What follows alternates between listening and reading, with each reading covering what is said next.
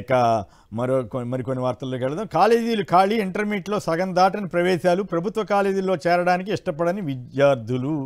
రాష్ట్రంలో 475 కాలేజీల్లో సగం సీట్లు ఖాళీగా ఉన్నాయటండి. మరి ముందు వాటి గురించి ఆలోచించకుండా సినిమా ర్యాలీలు వీటి మీద, అట్లాగే సింగపూర్ వెళ్ళి పరువు ప్రతిష్టను పునరుద్ధరిస్తున్నాం ఇట్లాంటి మాటలు చెప్పటం, మరి ఇవన్నీ ఎందుకు ఉపయోగపడుతున్నాయో తెలియదు. ఇంకో అప్రతిష్టకరం ఏంటంటే టీచర్లకు P4 దత్తత బాధ్యత. హెచ్ఎం 5 దత్తత తీసుకోవాలంట, ఉపాధ్యాయులు 2 కుటుంబాలను దత్తత తీసుకోవాలంట. అట్లా ఏది అన్ని రకాల స్కూళ్ళల్లో అనుకుంటా, అన్ని రకాల స్కూళ్ళల్లో. పైగా దీనికి సంబంధించి ఆన్లైన్ రిజిస్ట్రేషన్ లింక్ కూడా డిఓల ద్వారా ఎంఈఓలకి ఉపాధ్యాయులకు పంపించారటండి. పక్కన ఈ బోధన పక్కన పెట్టి ప్రభుత్వం నిర్దేశించిన ఆన్లైన్ సేవల్లో తరిస్తున్న తమకు ఇప్పుడు ఇదేం తలనొప్పి అని ఉపాధ్యాయులు మండిపడుతున్నారటండి. సో ఈ అన్ని మేనేజ్మెంట్లోని ఉపాధ్యాయులకు P4 విధానం అమలు చేస్తున్నామని, దీన్ని హెచ్ఎం టీచర్లు విధిగా పాటించాలని ఉత్తర్వులు ఇచ్చారట. విష్ణు గారు చెప్పండి, ఇదేదో చాలా మామూలుగా డ్యూటీ చేయమంటేనే తీవ్రంగా మీరు పిల్లలకు బాగా పాఠాలు చెప్పండి అంటేనే అప్పట్లో కోపం వచ్చింది జగన్ గారి ప్రభుత్వం మీద. ఇప్పుడు ఏకంగా వాళ్ళకు వచ్చే జీతాలు ఎంత, వాళ్ళు మళ్ళీ దత్తత తీసుకోవటం ఏంటి, ఈ గోల్ ఏంటండి? ఈ రకంగా ఉపాధ్యాయుల్ని, ఉద్యోగస్తుల్ని ముందు ఐఏఎస్లని ఐపీఎస్ల మీద చెప్పారు, ఇప్పుడు మళ్ళీ కింద స్థాయికి వెళ్ళారు. ఎట్లా ఇది ఇటువంటివి చేయటం? రాష్ట్రానికి పరువు తక్కువ, పరువు పెంచుతున్నట్లా?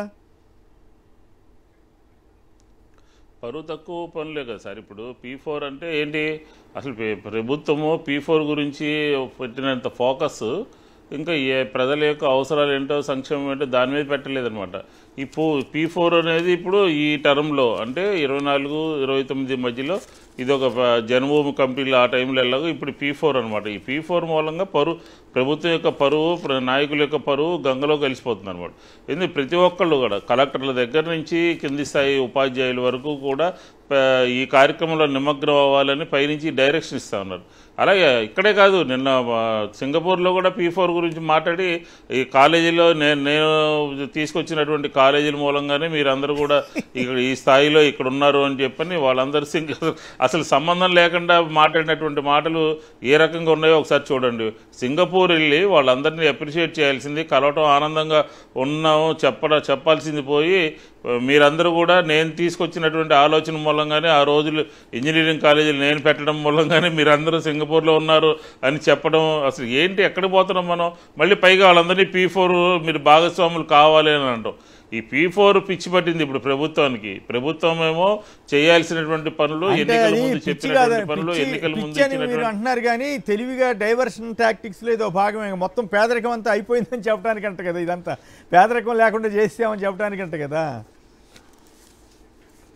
సార్. ఇప్పుడు మీకు అర్థం కావట్లేదు సార్. ఇప్పుడు నేను ఊరికినే అంటలేదు, ప్రతి పేపర్ చూస్తే కలెక్టర్ గారు అదే మాట్లాడుతున్నాడు, ఎస్పీ గారు అదే మాట్లాడుతున్నారు, లేకపోతే టీచర్లు అదే మాట్లాడుతున్నారు, అదే మాట్లాడిస్తున్నారు. పైన సింగపూర్ వెళ్ళి అదే మాట్లాడుతున్నారు. అన్ని స్థాయిల్లోనూ ఈ P4 కార్యక్రమం నడుస్తూ ఉంది. దీని మూలంగా ఎలా పేదరికం జరుగుతుంది? వైఎస్ఆర్ కాంగ్రెస్ పార్టీ ప్రభుత్వంలో జగన్మోహన్ రెడ్డి గారు ఒక కార్యక్రమం తీసుకున్నారంటే 40 లక్షల మందికి నిధులు వేసి పేదరికాన్ని తగ్గించేటటువంటి వాళ్ళు. మీరు రండి అని చెప్పని P4 కార్యక్రమం ద్వారా ఎంత తగ్గుతుంది పేదరికం చెప్పండి. ఒకసారి చూస్తారు, అరసారి చూస్తారు, 5 సంవత్సరాలు చూడలేరు కదా. ఇది P4 అనేది దాని గురించి నేను మాట్లాడుతాను. కాబట్టి ఖచ్చితంగా పేదరిక నిర్మూలన అనేది ప్రభుత్వ కార్యక్రమాల ద్వారా, ప్రభుత్వ ఆలోచనల ద్వారా జరగాలి తప్ప ఎవరో డబ్బున్నటువంటి వాళ్ళు లేకపోతే సమాజంలో ఉన్నటువంటి కొంతమంది మూలంగా పూర్తిగా సమూలంగా జరిగేటటువంటి కార్యక్రమం కాదు ఇది. గతంలో కూడా మీరు జనరల్ గా ఇష్యూ చెప్పారు. ఇప్పుడు టీచర్ల మీద ఇది పెట్టడం ఏంటి? తెలుగుదేశం మీడియా కాస్త జాగ్రత్తగా ఇది డిఓ ఎవరో తెలియజేశాడు అన్నట్టుగా వాళ్ళు పిక్చర్ ఇచ్చే ప్రయత్నం. ఓ పక్కేమో ప్రభుత్వం చెప్పకుండా డిఓలు వీళ్ళు ఎందుకు చేస్తారండి? టీచర్లు కూడా దత్తత తీసుకోవడం ఏంటి? ఇప్పుడు ప్రైవేట్ స్కూళ్ళలో టీచర్లకు ఎంత వస్తుంది జీతం? 10,000, 20,000, 30,000 వస్తుంది. వాళ్ళకి కూడా అప్పచెబితే వాళ్ళు కూడా ఇద్దరిని తీసుకోవాలి, కుటుంబాలని దత్తత తీసుకోవాలి. లేదు గవర్నమెంట్ స్కూల్లో 40,000, 50,000 వస్తుంది అనుకోండి, వాళ్ళని కూడా దత్తత తీసుకోమంటే వాళ్ళ కుటుంబాలు, వాళ్ళ జీవితం ఇవన్నీ ఎట్లా? ఇప్పుడు ప్రభుత్వం చేస్తున్న విధానం ఇప్పుడు ఉపాధ్యాయులకు సంతోషంగా ఉందనుకోవాలా, బాధపడుతున్నారు అనుకోవాలా? సంతోషంగా ఎలా ఉంటారు సార్ వాళ్ళు? గతంలోనే వాళ్ళు అనేక విషయాల మీద గత సంవత్సర కాలంలో రోడ్డు ఎక్కినటువంటి పరిస్థితి. ఫస్ట్ ఈ ప్రభుత్వం మీద గళం ఇప్పినటువంటి వాళ్ళు ప్రభుత్వం చేస్తున్నటువంటి కార్యక్రమాలు సరైనటువంటిది కాదు, విధానాలు సరిగా లేవు, విద్యాబోధన సరిగా లేదు, మీరు ఇచ్చినటువంటి గైడ్లైన్ సరిగా లేదు అని చెప్పినటువంటి మొట్టమొదటి వ్యవహారమే టీచర్లు. మళ్ళీ వాళ్ళని దత్తత తీసుకోమంటాము, వాళ్ళని ఒక 5 చూడండి, మీరు ఒక 5 చూడండి అని చెప్పని డైరెక్షన్ ఇవ్వటం, ఆన్లైన్ చేయాలని చెప్పడం. ఇది ఉపాధ్యాయులకి చేసేటటువంటి పని కాదు, ఉపాధ్యాయులకి భారమైనటువంటివి. వాళ్ళ విద్యాబోధన, వాళ్ళకు సంబంధించినటువంటి స్కూల్స్, వాళ్ళ కార్యక్రమాలు అవన్నీ బోల్డని ఉంటాయి. అలాంటిది వీళ్ళు P4 చేయాలని చెప్పని, అది కూడా కాకుండా ఎవరో డిఓకి సంబంధించినటువంటి ఎవరైతే తెలియదని చెప్పారో, తెలియకుండా ఆర్డర్ ఇచ్చారో వాళ్ళని సస్పెండ్ చేయమనండి, యాక్షన్ తీసుకోమనండి. దీని ప్రభుత్వం ఉద్దేశపూర్వకంగా ఇచ్చిందా లేకపోతే పొరపాటున వచ్చిందా అనేది తేల్చాలి కదా. ఉద్దేశపూర్వకంగానే ఇచ్చుంటారు అది. ఎందుకంటే కింది స్థాయిలో వాళ్ళు విధానపరమైనటువంటి నిర్ణయాలు తీసుకునేటటువంటి పరిస్థితి ఉండదు కదా. పైనుంచి ఉన్నటువంటి డైరెక్షన్ ప్రకారమే ఈ ఉపాధ్యాయుల్ని కూడా P4లో భాగస్వాములు చేయాలి అని చెప్పి ఆలోచన చేశారు.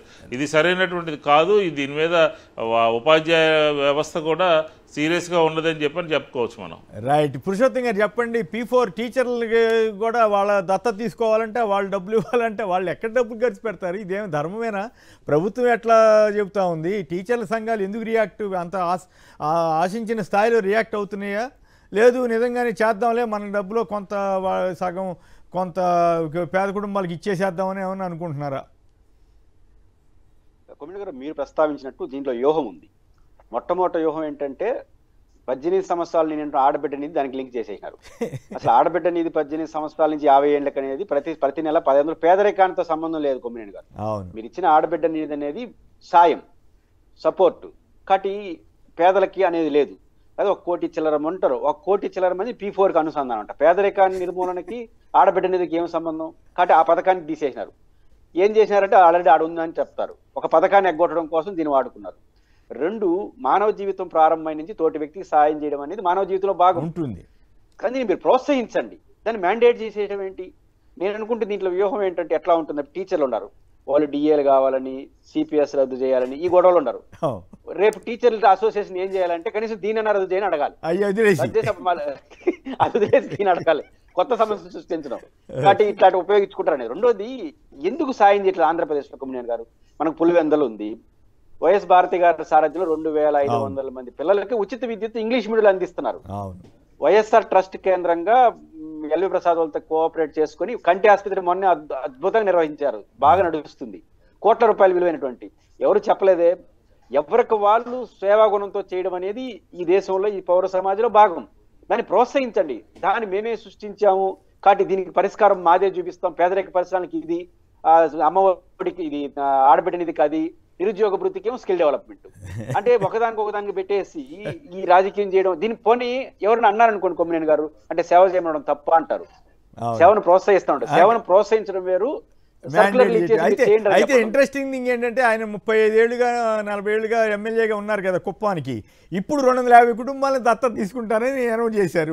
వాళ్ళ కుటుంబం తరఫునో మరి హెరిటేజ్ తరఫునో ఏం చేస్తారో తెలియదు కానీ, బట్ మరి అవన్నీ చూస్తే మరి ఇంతకాలం ఏమైపోయింది? దానగుణం లేదనుకోవాలా? ఇప్పుడు మీరు చెప్పారు రాజశేఖర్ గారి కుటుంబం, భారతి గారు, వాళ్ళు ఎవరితోటి ప్రచారం చేసుకోకుండా కామ్గా వాళ్ళు పని చేసుకెళ్తున్నారు. కానీ 250 కుటుంబాలకు ఇస్తారని అనౌన్స్ చేస్తున్నారు. మరి ఏమి ఇస్తారో ఏంటో తెలియదు. వాళ్ళందరినీ కోటీశ్వరులను చేస్తారంటారా?